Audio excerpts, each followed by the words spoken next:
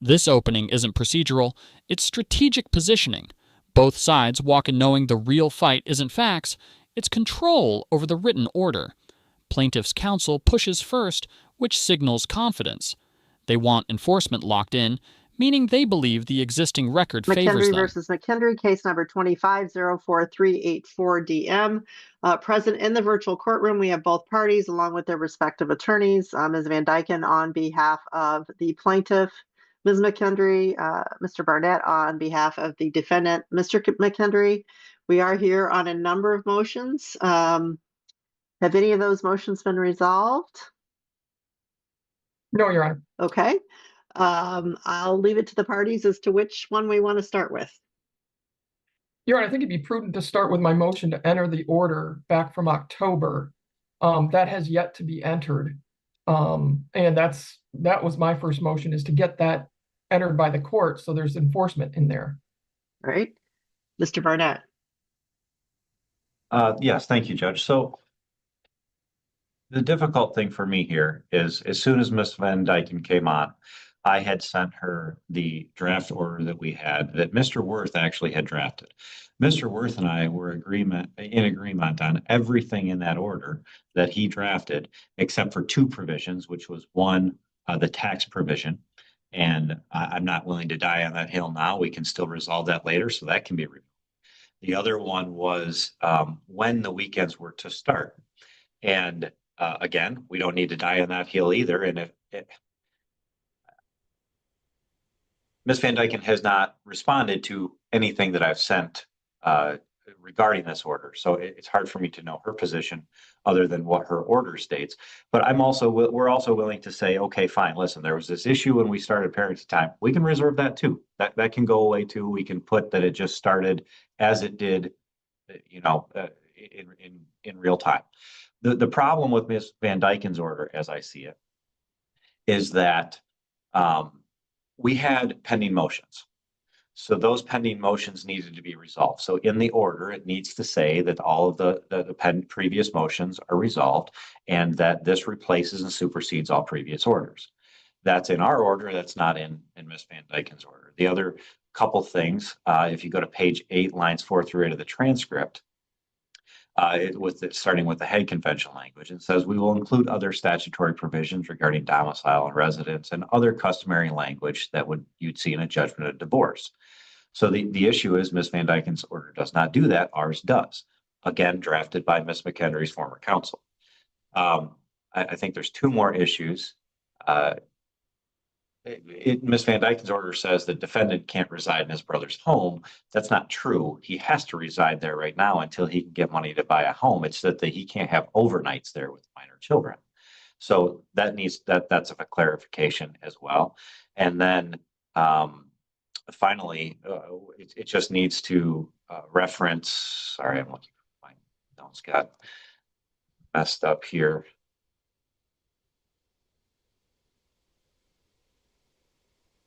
That the provision is, and this is on the record in the transcript as well, but this is intended to be part of the final judgment of divorce. And that should be in the order as well, because that's what is on the record. So other than that, we want to get a motion order entered. We've been wanting to. So that's the only issue, are those things.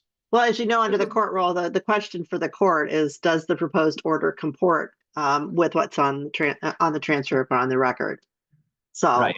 And the things I just mentioned is exactly what Ms. Van Dyken's order does not comport with on the record. Okay. No, you were saying you had other agreements with Mr. Worth. Those were not on the record. So we did an order pursuant to the transcript that I sent to you back in January. And this is the first I've heard of these other issues. So my order does comport with exactly what was placed on the record via the transcript, which was attached and sent to you. Judge, everything I just said is in the everything I just said is in the transcript. The only things that are not are the tax issue and the starting weekends, which I already said we're not here to argue about. We won't include those in the record. But everything else I said is in the transcript. The one of them is page 8, lines 4 through 8.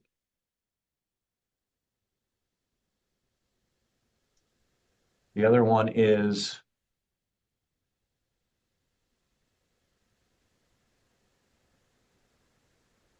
So let's take them one at a time. Ms. Van Dyken, do you disagree with that? Your Honor, I apologize. I'm out of the state and I don't have access to all of my screens, so I'd have to go back. Okay, What are the lines 4 through 8? I can share a screen if you'd like, Judge, to this transcript, to the transcript. that's probably a good idea. Go ahead. Yeah. So as far as one of my points was, we will. Hold on a second. Let's my screen went. I don't know. Can you see it, Ms. Van Dyken? I can, Your Honor. Okay, that's good. Yep. It's just huge on my screen and it took up more than I got it. I have it fixed now. Go ahead. I have a tiny screen so I can see it. Okay, good. So here we're talking about the Hague Convention, at least that's what that was meant to say, and other statutory provisions regarding domicile residence and other customary language that we would see in a judgment of divorce. For example, inherent rights provisions, right? That was in our proposed order. It's not in Ms. Van Dyken's order. Right here, as we go on to the next lines 9 through 13, and provide to this court that it's the party's intention that these terms would be merged and incorporated into the final judgment of divorce. That needs to be in the order. That's not in Ms. Van Dyken's order. The discovery fight shifts the tone completely. Plaintiff comes in aggressive, cutting off expansion hard. That's a timing strategy. 30 days before trial, discovery becomes a weapon, not a tool. This, in the next sentence, this would resolve all pending motions that are before the court, and it supersedes any other agreements. That needs to be in the order. It's all right here in this first part.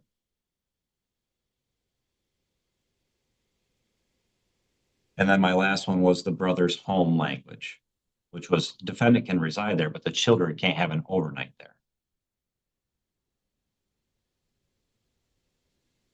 And where is that in the transcript?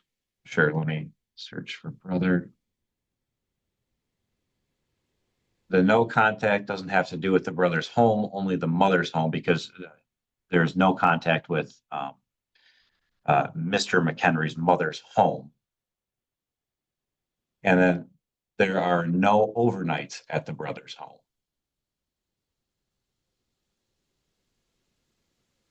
And I think there's one other section on this, so let me know if you want me to go to that section.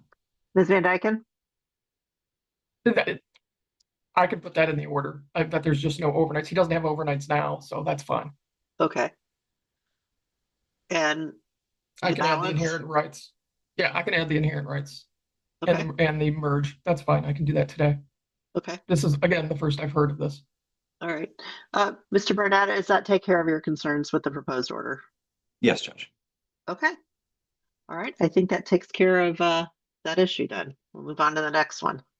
So the order will enter with those amendments. Thank you. I believe I filed the next, also an objection to discovery that was sent early February, Your Honor, which is far past our discovery deadline. We had a settlement conference on January 8th where Mr. Barnett had elicited that he had previously sent interrogatories to Mr. Worth, but I said, I don't believe those came to me when I got Mr. Worth's file. Well, a month later, early February, Mr. Barnett actually says, well, oops, I didn't really send them. There was a kerfuffle in my office and they didn't get sent. Well, they didn't get sent long past the discovery. I was willing to answer those that he had sent during the discovery deadline. We are 30 days from today away from trial. I am starting trial prep. I am not about going back and doing discovery and depositions that are scheduled one day before trial and the day of trial. That's not necessary. We also have mediation coming up on March 17th. I'm hoping we can resolve those issues then. But this is you don't keep doing discovery throughout this case. There's a deadline, there's a reason for a scheduling order. My client and Mr. Worth, previous counsel, and myself have followed that. And now they want to just go on a fishing expedition. So I'm objecting to the demand for admissions, the interrogatories, and the depositions at this time, because we are in trial prep mode. Thank you. Mr. Burnett. Thank you, Judge. I have no problem withdrawing the request for admissions because they really had to do, I was hoping to get that done in lieu of the motion regarding the business. I have no problem withdrawing those as to that issue. As to the other issues, Ms. Van Dyken is correct in that, we had a status conference with Your Honor. I had thought discovery responses went out. We did have a changeover in our office here. That's not anyone else's fault but mine. I take responsibility for that. And it took a minute to figure out between that and then me being in court for a few days. Took a little bit to figure out. Once I figured out that we didn't, rather than try to fight, or rather, I don't even know if we did or not, but the person who's no longer here, I don't have that answer. So once I figured out that I couldn't prove that we did, I redated them and submitted them. We did cite some law, Your Honor, that says when a party has a change of counsel, there is good cause to extend. This is the first to ask for a discovery extension in this matter. This matter is not an old matter. If we were to go to trial in March, Your Honor, if we do go to trial in March, we're still well under the year deadline. But more importantly, it's necessary for you to understand the extent of the marital estate, Your Honor. And we can, if things need to be refined, I have no problem with working with Ms. Van Dyken on that. But let me give you a couple examples. Mr. McHenry had no idea Ms. McHenry was taking out $500 a month in additional monies from the party's accounts. That's been discovered. We have no idea where that money is. Maybe it's gone, maybe it's nowhere, but we have the right to discover that, and we have the right to understand the extent of the marital estate. Another issue is during the party's marriage, the money that Mr. McHenry earned in the business paid the bills. Ms. McHenry's money that she earned was supposed to go into a separate account, kind of like savings things for the parties. We don't see that money anywhere. We don't know where it is. And maybe it is somewhere, but I don't know where that is. And it's not fair for Mr. McHenry to go to trial on that. No. I'll give you one more final example is Ms. McHenry's family pays for a decent amount of things for her, and that's fine. But when we're going for child support purposes, Your Honor, if there's, the child support formula is very clear on this. If there's recurring gifts that add to the benefit of the children's lives, then that needs to be at least considered as to child support calculations in the future. We need to understand these things. This section exposes a timeline contradiction, and that's where credibility cracks. Plaintiff attacks the inconsistency directly, not emotionally, just logically. If discovery was sent earlier, it should have reached current counsel. Thanks. So I would ask for discovery to be extended, and I would also note, as we did in our motion, that the way that Ms. Van Dyken has gone about this gives you no authority, Your Honor, under any court rule or jurisprudence to not allow the discovery to be entered. She didn't follow a proper mechanism as well, and I'll just stick at that, Your Honor. Mr. Barnett came into this. Mr. Barnett, when they changed over, he's been on this case since I believe last September, and so I don't know what the delay of discovery was. I just came into this case in December. So that is, a changeover in attorneys happens. There is law and authority. It's the scheduling order that this court issues, and we follow those. When orders are said and in writing, we follow those. So Your Honor, can I just one real quick thing, please? I'm sorry. No, go ahead. Thank you.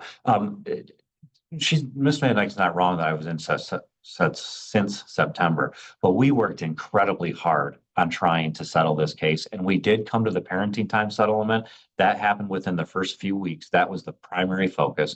Then we had this business valuation thing that we were working on very hardly, and we almost settled this case, Your Honor, and that was the delay in discovery.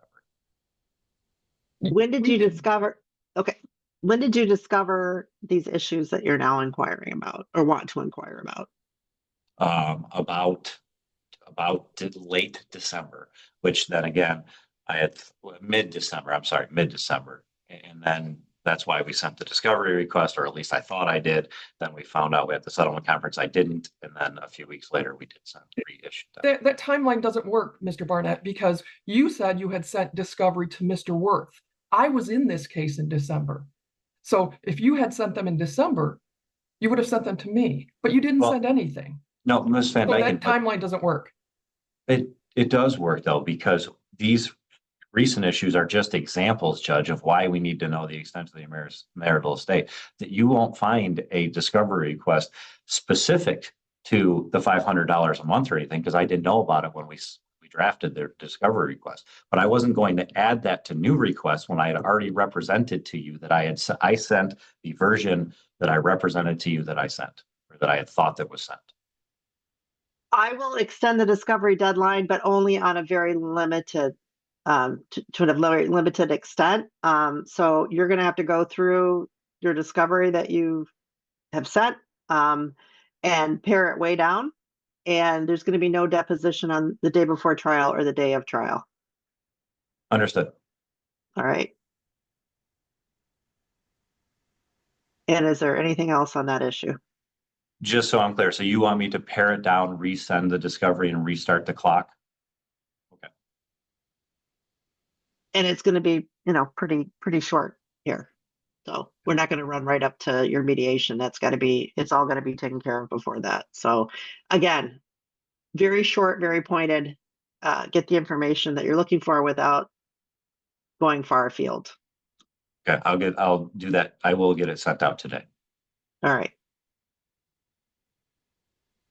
And then, does that take care of everything? We still have something else. Ms. Van Dyken has the transfer of the escrow. Transfer of the escrow of the home proceeds from Mr. Worth's account to either my account or Mr. Barnett's account. I don't know what the objection to that would be. Why would we leave it in an attorney who is no longer on the case? Mr. Barnett, it was fine leaving it with Mr. Worth. My client is not. That's her former counsel. Okay. Mr. Barnett? My only request was that we get monthly accountings, and my only reason for not agreeing to this off the bat was Ms. Van Dyken won't respond to me. It's really hard for me to convince my client to move the money to somewhere where I can't talk to opposing counsel. All right, we'll put it in Mr. Barnett's account.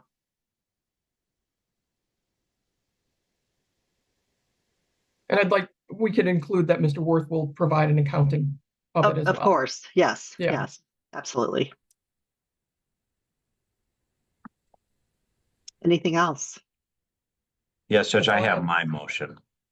Okay. We took care of the discovery.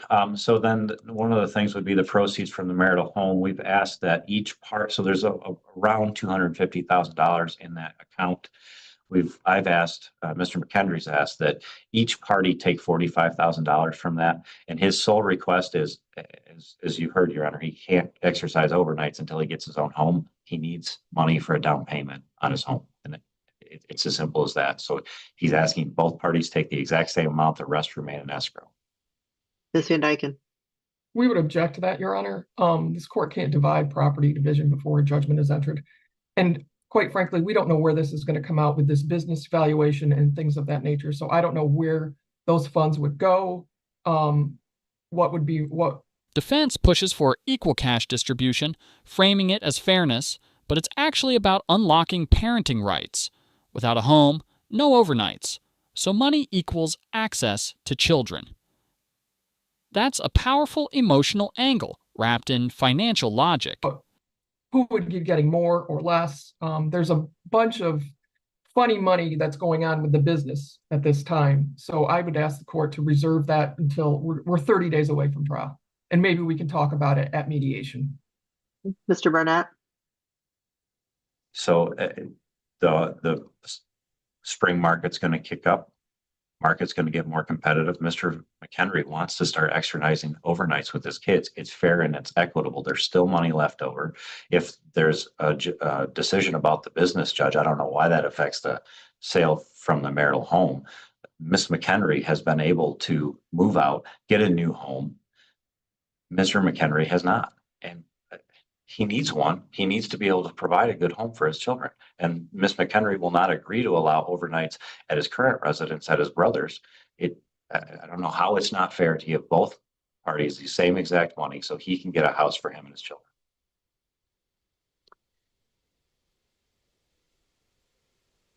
Well, we are very close to trial. We're closer to mediation. I'm going to deny the request at this time because, again, there's so many moving parts here, and the court generally does not divide up property without knowing the whole picture. Okay. Thank you, Judge. All right. Thank you. And Then we have just two more issues. One, the easier one, I think, is the communications with the minor children. So Mr. McHenry has been blocked on his children's devices for quite a while. And in their response, Ms. Van Dyken says that, well, that's because no order's been entered. Well, that doesn't make sense. He's been exercising parenting time ever since we agreed on the record. And on the record, Judge, in the transcript, you'll see that remember, that was supposed to be of immediate effect. All he's asking is that the children become unblocked from the mobile devices. He wasn't even able to say happy birthday to his children, Your Honor. Ms. Van Dyken. Your Honor, the no contact order wasn't lifted in that order. And it's no contact not only with the kids, but with Mrs. And those are the devices that she communicates with the kids for. She just doesn't wish to have him have that communication while at her home. See, and that was a problem, Your Honor, because as we already looked at the transcript today, it does say it supersedes the previous orders, and it was to take immediate effect. I'll grant the request, but Mr. McKendry is not to address anything to Ms. McKendry in any of the texts or calls that he makes to the children. Understood. Okay. Do you mind if I ask my client real quick to make sure that he heard what you just said? Okay, no, go ahead. Rodney, did you hear about not addressing Sydney at all through the children? You're muted. What was that? Did you hear the judge said that she's granting the request to unblock your number from the children's devices, but you are in no way to contact Sydney through the children? That's perfectly fine. I have no interest in doing that anyway. Thank you. You can mute yourself again. And our last request, Your Honor, is just regarding the party's business. Ms. McHenry took a $20,000 withdrawal out, and opposing counsel is saying, well, he took $10,000 out to pay his attorney. But the difference is this: throughout the party's marriage, Mr. McHenry always would split the money coming in from the business one way and one way. He has continued to do that per the mutual restraining status quo order. So he can take his money to pay for it, but when she gets money per the status quo order and then takes another $20,000 and empties out the business account so it can't meet its needs, that doesn't work. I understand Ms. Van Dyken has some contesting or contest as to how Rodney is spending the business money. I think that's fair, and that can be worked out on the back end. That absolutely okay. So we're agreeing this isn't a business expense. This comes out of, Mr. McHenry's share of the marital estate. Those arguments are all preserved, and rightfully so. And I understand Ms. Van Dyken's concern there. But Rodney has always run the business, and he needs to be able to do it without having an unauthorized withdrawal from Ms. McHenry. That's all we're asking, is that Ms. McHenry would refrain from any withdrawals. She's receiving her monthly payments from the business. Ms. Van Dyken. Well, let me be clear. Let me start with that. Your motion says she gets $5,000. She doesn't get $5,000. She only gets like $2,200. They split the $5,000 after taxes.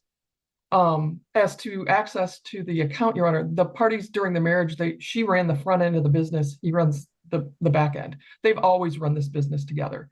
He not only took $10,000, he took about $21,000 to pay his attorneys and for other things. Not only Mr. Barnett, his former counsel, and his new drunk driving counsel, I'm assuming. And my client took the exact same amount, I think maybe $700 less, to pay her former counsel. So they've both been accessing that account for personal use.